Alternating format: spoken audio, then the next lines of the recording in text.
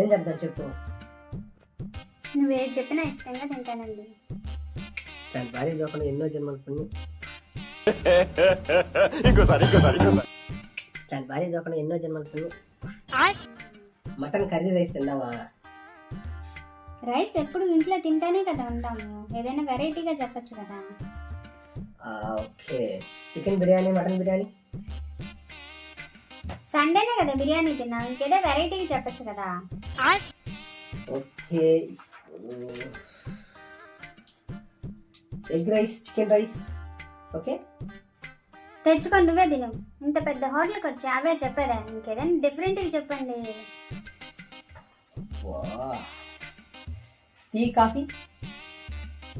Tea coffee ఇప్పుడు ఇంట్లో తాగేదే కదా, ఇంకేదైనా డిఫరెంట్గా చెప్పియా.